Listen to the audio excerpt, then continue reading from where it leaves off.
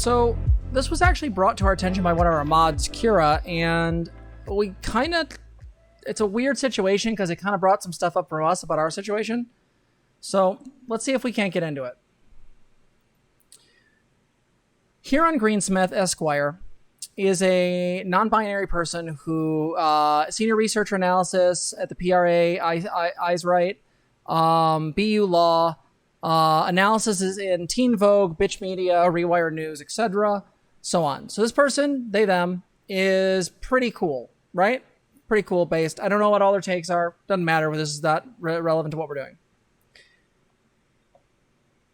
My understanding of the situation, and maybe I'll be corrected throughout this, my understanding on the base level is that their situation is that they are taking care of an 18-year-old who's had some rough issues in the past. Now, the reason why I want to bring this up is because this person brought up something that needed to be vented about. And my understanding of this is that none of this is problematic, none of this is bad, but then they got super harassed for it. And I want to talk about, with Zena, the idea that we sort of, there are groups within, I think, liberals and leftists who, unironically, I think are as bad as QAnon. They look for abuse where there is none, and then lash out, and then attack that abuse, while real abuse goes unnoticed. So let's go through this thread. Holy shit, parenting an 18-year-old is terrifying and difficult. True. They can make decisions that are bad. And I can only say, dude, that's a very bad decision. It's a very bad decision. True. 1 out of 10. Do not recommend parenting a bitter young adult coming to true realization about the horrors of capitalism. You could pick you could pick up a few more, another few shifts. I'd rather do, stupid fucking thing, than work 8 more hours a week with those idiots. Bro, bad news about adulthood. Do you want me to read some of these? Please. I think some of these are pretty funny and cute. Oh no, this is cute as shit. Like, this stuff is just, they're very just real moments, okay? You could wait another month. I've waited 8 years. Again, horrible news for you about life, adulthood, and the increasing swiftness and enduring slowness of the inevitable passage of time. My dude, you are at a crossroads. You can either make a few small lifestyle changes now and get what you want a little later, or you can make an incredibly reckless decision now that will potentially impact the rest of your life. Yeah, I know. Okay, man. I've been in a few of those conversations, okay? Done that. I also washed the 11-year-old's hair tonight. We were doing the curly girl lifestyle. The amount of emotional labor I performed in the past 2 hours, holy fuck. Some things are getting a little bit more real. Or, they're all real, but a little bit more, like, into it. How do I tell the 18-year-old that using me as a therapist and a crisis counselor isn't healthy for either of us? He has no consistently supportive adult voices in his life except for ours. But I'm conscious of the femme labor paradigm it's reinforcing that I'm the parent confidant. Come back to that one later. Lol, since this blew up in a bad way, I welcome criticism on my parenting. Gonna mute and ride this out. Thank you, bye.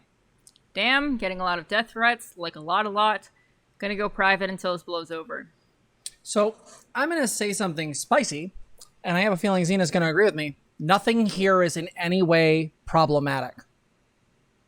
None of it. This is a person who is pushed into a parenting decision, my understanding of which, and that parenting decision...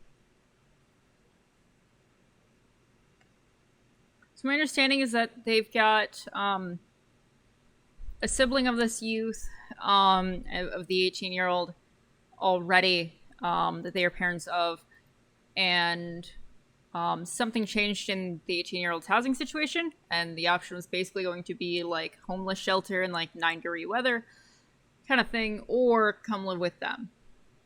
And so the thing being, you know, of course they chose to take this 18-year-old in and have him live with them.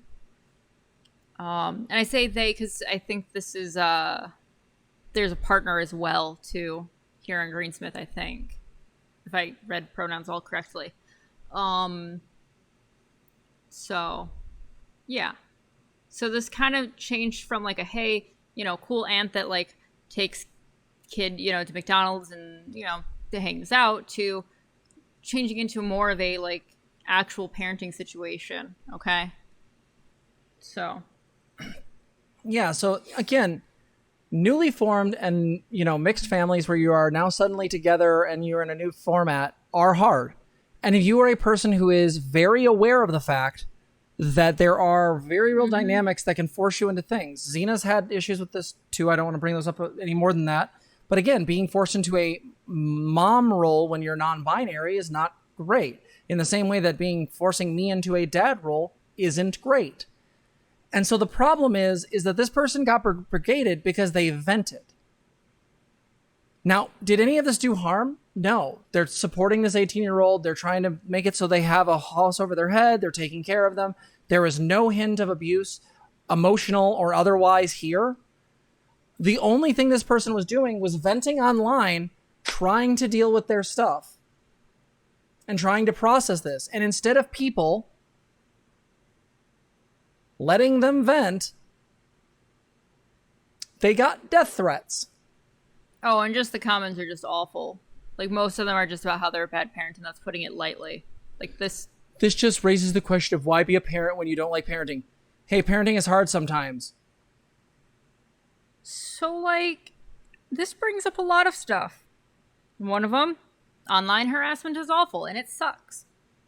Okay? And, again, with an individual is not necessarily going to change whatever situation is going on inside of the home, right? Like, that's a thing that we have to reckon with when we see stuff online. Okay? Is that we are very much, like, removed from the situation.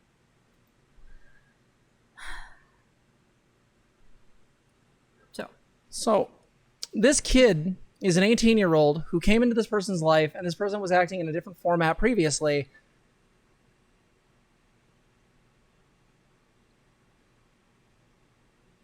And the idea is that these people immediately didn't even understand the context. They immediately are assuming this person's like their biological parent, and that this person's at fault for any of the problems this kid is having.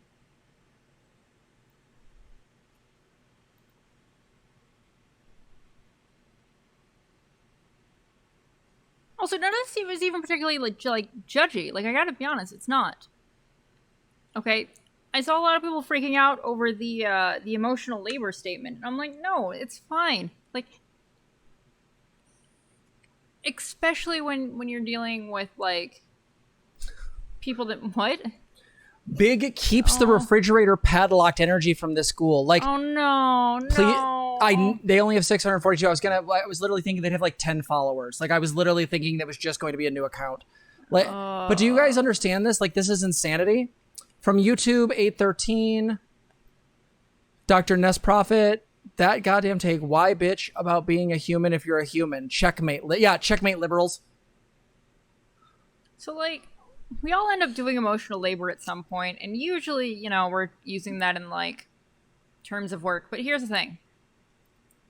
When it comes to parenting and, like, especially with women, no, like, parenting is a form of work. Like, that is. It is objectively work. It may not be paid work, okay, unless you're, like, in a childcare field, but it is still work. And just because, like, you've experienced the emotional labor part, right, you're feeling particularly tired that day, doesn't mean that, like, it's a bad thing or that you regret it. It doesn't mean any of these other things that people projected onto the situation, right? Like,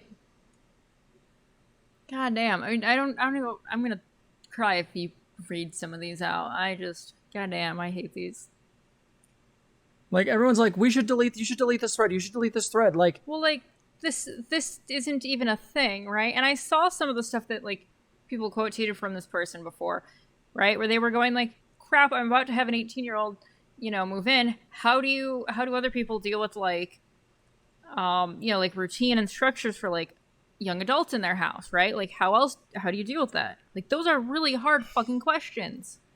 Then we have here Jem, Z-Zer. Z is, again, clearly a left trans person, and they're saying deleting it would require feeling shame about what she said. You mean they said? So, like, we all end up doing emotional labor at some point, and usually, we're using that in, like, terms of work. But here's the thing. When it comes to parenting and, like, especially with women, no, like, parenting is a form of work. Like, that is. It is objectively work. It may not be paid work, okay, unless you're, like, in a childcare field, but it is still work. And just because, like, you've experienced the emotional labor part, right, you're feeling particularly tired that day, doesn't mean that, like, it's a bad thing or that you regret it. It doesn't mean any of these other things that people projected onto the situation. You just misgendered someone and you used neopronouns. Could you try harder, Jim? If you're going to take the name of one of my favorite 80s properties, can you actually try? These people are unironically just memeing. There's nothing wrong with this thread. Delete this thread. Like, no. This person is venting on their own social media. Nothing here suggests problems. Nothing here suggests any abuse. And yet this person is getting incredibly harassed. Delete this thread. Delete this thread. Don't. I'm serious. Don't. Don't delete this thread. There's nothing wrong with it. If you think there's something wrong with this thread, you need to explain to me how. Because the only thing I take from this is it is difficult taking care of kids. It is difficult taking care of kids that are new to your home and who have a lot of issues. And where was this person supposed to vent this? Their therapist? Sure, I agree. That would be lovely. But they put it on their social media, which is their right. And unironically, people who are left, people who were trans, are misgendering them. How many people... Let's see how many people justify this.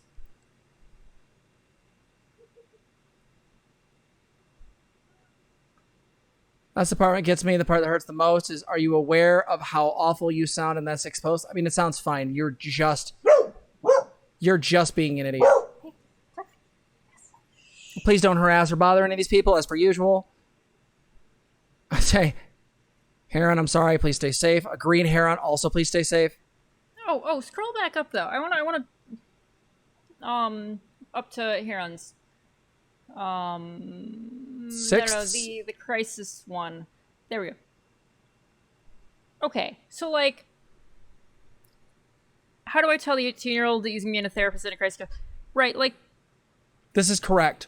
It absolutely acknowledges it. Like, no, I like getting that this 18-year-old doesn't have other people. Like, it is a hard situation to be in. And I gotta be honest, like, we deal with this in our house too. We have to be careful with each other because sometimes not all of us are in a place to hear necessarily all of, somebody else's trauma in our house. And it's hard. It does get to us sometimes. And that doesn't mean anything bad. That doesn't mean that anything's unhealthy. It just means that stuff's coming up, right? We don't need to judge it.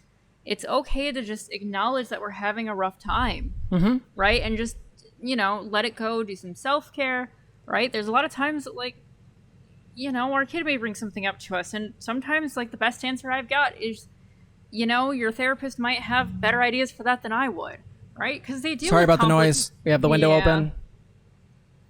Yeah. I mean, they deal with complicated stuff. And I don't always have the knowledge or the ability, especially if I'm having a migraine, to answer everything. And that's just how it is. It's not bad. We listen to each other when we can.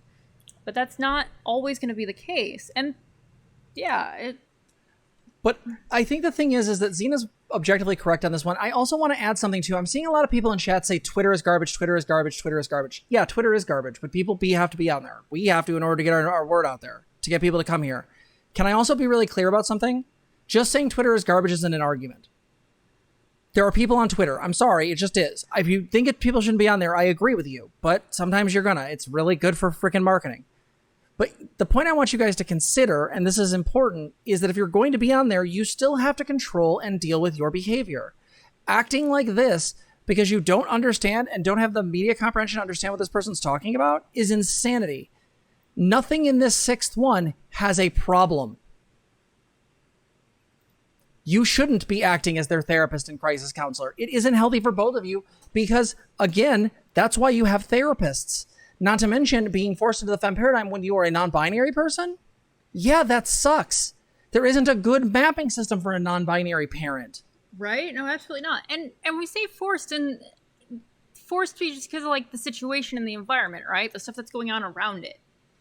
That's not necessarily the fault of anyone. And if you ascribe fault, you're kind of doing it wrong. Like, that's not the point here. But, like, people do have a tendency to treat... Right. No, it's an observation. Exactly right, Wednesday. Right? And people do have a tendency to kind of treat, like, women in a motherly or mom role. It happens and it sucks. God, I mean, my dysphoria is all weird too, right? Like, there's that twinge of, this isn't quite right, but my own drama means that, like, being in the father position is awful, and I have no idea how to do that, nor do I ever want those words described to me. Oh, but that's a trauma thing, right? But again, like, look at this. Like, death threats are completely out of line. I truly hope you understand that venting about parenting an 18-year-old on Twitter, where you could easily see it, is deeply inappropriate. I disagree. Tell them not to go on your Twitter. If you use your Twitter for venting, to tell them not to go on there. That's that simple. Death threats are too far. If they come across it, then that is their choice. At that point, they are doing that as a form of, in my opinion, digital self-harm. Death threats are too far, but I hope you realize the way you are approaching this is not helpful to the situation. I disagree entirely. I'm a parent too. No one cares. Lots of parents are garbage. While you're waiting for it to blow over, you should practice loving your kids. These are great. No, they're not at all. God, I'm gonna. So again, please don't tell your kid that you're not their therapist in response to them seeking help from their parents. So again, look at the way that people generalize. So anytime the kid comes to you in any way, you should immediately listen, as opposed to the kid coming to you, trauma dumping incredibly, and acting in you towards a way where you just don't have the spoons to be able to deal with that. Like, no, I think this is when you get them actual professional help. Sometimes parents need to support their kids, and I realize that's a thing, but sometimes also they need to be able to find professionals and other people to help, because they're not always able to do this. Yeah, there are so many assumptions. This is reactionary rhetoric. Absolutely. Yeah. Well, the general, right, again, you as a parent having to be, like, on 24/7 is not realistic. It's not, right? You can still support your kid and still have, healthy boundaries, being able to go, you know what? I know that I'm not in the greatest space, but is there something that we can do to help you right now, right? Is there, maybe take some chill time, okay? Like, there are other ways to deal with this. And clearly, like, from the original tweets, like, no, it's pretty clear that, like, a lot of their stuff is just observations. So, like, we don't know what's going on or, like, how they're having these conversations. But so here we have someone saying they got death threats, and this person going, I don't believe you. This person saying, stay private. You add no value to your words. You're hardly the first bad parent, but you're certainly vocal about it. Again, nothing bad here. As a therapist, I see no problem with any of this. Again, if you don't want your kids to go on your Twitter, you can say that. And if they go there, that's on them. I'm sorry. You're allowed to vent. There's a difference between someone in r/bad parenting or r/ horrible parents or whatever frick it's called. Like, the idea is that, like, their parents, like, the parents are people, right? They get the ability to vent and talk about this how they want to. We got your back, my friend. Hopefully you get more. Yeah, and I don't got more of this. You need to work on your empathy. Yeah, so this just gets into the fact that, like, again, guys, we need to be really clear about this. Saying Twitter's bad is not enough. To some degree, we need you guys to be more critical. And the critical here is that if you unironically see other leftists using this kind of language, they are reactionaries. The people that canceled us on Twitter a couple months ago are not leftists in my mind. They're just weird fucking libertarian, like, and anarcho-capitalists. And the issue is that the reactionaries, the way they handle things, the way they go everything, same thing here. If you think as a leftist that this is the way you handle stuff, you are a moron.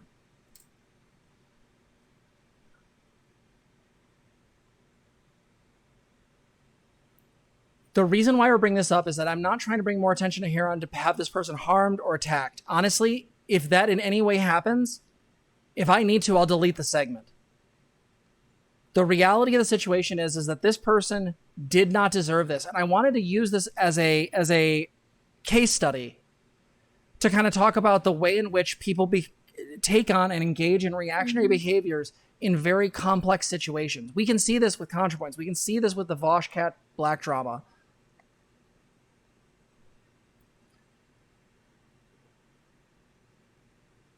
But seeing it against a person who is, for all intents and purposes, someone I didn't even know existed until this was brought to my attention. I mean, how many people is this happening to? How many times does someone go viral? Like, this is the thing. I'm not saying that we shouldn't call out people who are engaging in poor parenting, but nothing here is poor parenting. This was simply venting. And again, I agree. You shouldn't be acting as a therapist or a crisis counselor for your kid. That's why we have therapists and crisis counselors. Should you listen to them, help them, support them? Absolutely. But sometimes there may be too much. And a kid who's been recently adopted, who's dealing with a lot of really rough stuff, yeah, you may not be able to handle all that. Also, it takes time to get stuff, like, figured out and get services and get all of that stuff in order. Like, it takes time. And that's the other big thing is, like, this one hits on, like, both, like, the harassment level and goddammit harassment stuff, and also on, like, the, like, there's a lot to relate to as far as, like, parenting this particular age group and kind of being in that situation. I don't mind giving a little bit of our background if you want. Yeah, if you want, go ahead.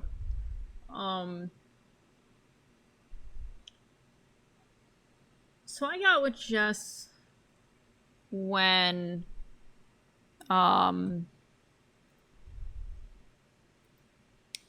their kid was 17, okay? And I claim them as mine as well. You know, that's just how it goes. We kind of switch up what words we use all the time.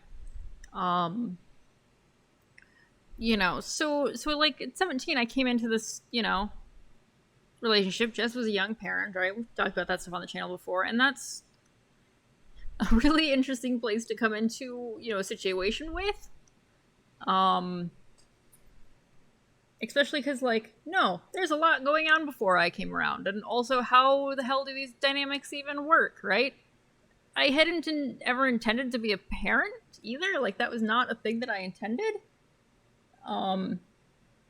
You know, and so there's always, especially like at 17, there's always like, well, how much parenting is needed, right? And we still like go back and forth on that. Like, how much do we parent? How much do we let them, you know, do things, you know? And yeah, like dealing with 18-year-olds sometimes, like, and I've worked with 18-year-olds too. I've worked with other teens. Like, sometimes what you've got is, okay, that was really dumb, right? Like,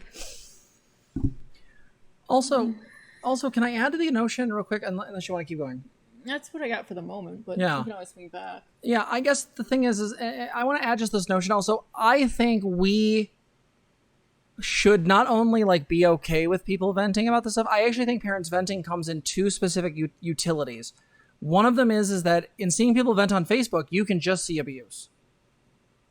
You can catch people and just be like, time for a CPS call.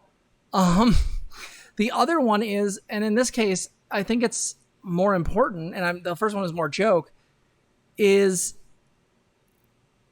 I think it gives parents an out to be able to deal with certain stuff. Mm-hmm. Like, absolutely, right? Can we be honest that like certain people need time to like deal with stuff? They need places, and not everyone has a therapist. Not everyone has, you know, super close friends if they're really introverted. The idea that like somebody, like, we want parents to that. It gives you a chance to get stuff out, like, to somebody else before you like take it right back to your kid, right? Like, again, first thoughts, second thoughts, third thoughts, yeah. right? Yeah. You know, and like that whole, the adulthood age is really rough anyways, because there's a huge, even normally when everything's like going perfectly and healthy and all of that, right? There's no issues, no trauma. All right. Like that transition, you know, when a kid's going from teens to adulthood is a really rough one on everybody, both on the young person and the parental person, okay? Like, that's a massive paradigm shift. Massive. All right?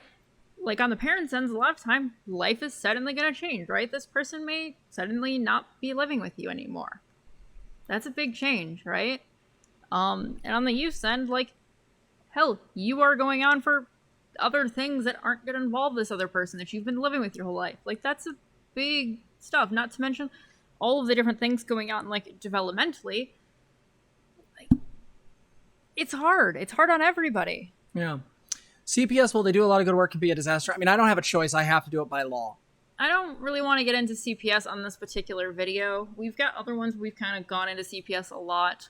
I know there are issues, but also if there is abuse, you do need to call. Like, that's that. You can't just not. If you're a therapist, you legally can't just not do it. And if you are somebody working with youth, not reporting is also bad, all right? And in this case, like, again, I feel like the issue is that, like, again, I just don't think anybody here has compassion in this thread, and I feel really bad for this person. So my love me too. My love goes out to Huron. I don't think I have anything more on this. I kind of need a break after it. So here's something to make everyone feel better. Are you think you're good on this? I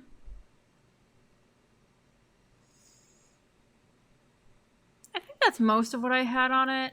Okay. It just is a lot. I think it just brings up a lot for me in a lot of ways. I just feel like if someone had treated you this unfairly, I would have lost my damn mind. Oh, it would have fucked with me a lot. Like, let me be real here. And I saw some of this person's, previous tweets kind of asking people, like, for help or what they do or how they handle stuff. And we have other videos on, like, host meetings and some of that stuff and why we do that, right? And again, Social Psych Explainer, we have a video on how to find a therapist. Afford, yes, that is an issue. Yes, it is a problem, but there are people who have sliding scales. There are also people who do pro bono work. You can find therapists. They just, you might have to do a lot of legwork in some cases. Yeah. But, yeah. I think we want to go to Ian's. So, to make it up to everybody, here's Ian taking a bath. Oh my God. Oh, that's so good. Yeah, you get that water. You nib it. I would unironically own a hyena. Right.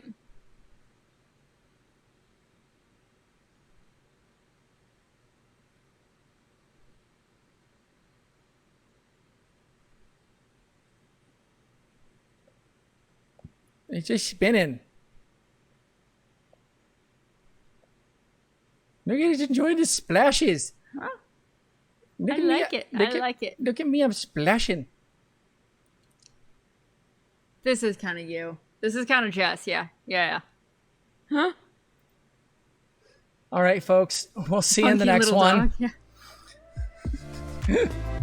If you like this video, please like, comment, and subscribe. Also, consider donating to us. You can support us on our website, transgirltherapist.org. You can also help us on our Patreon, link below, or you can become a member here on YouTube. Thank you so much for watching.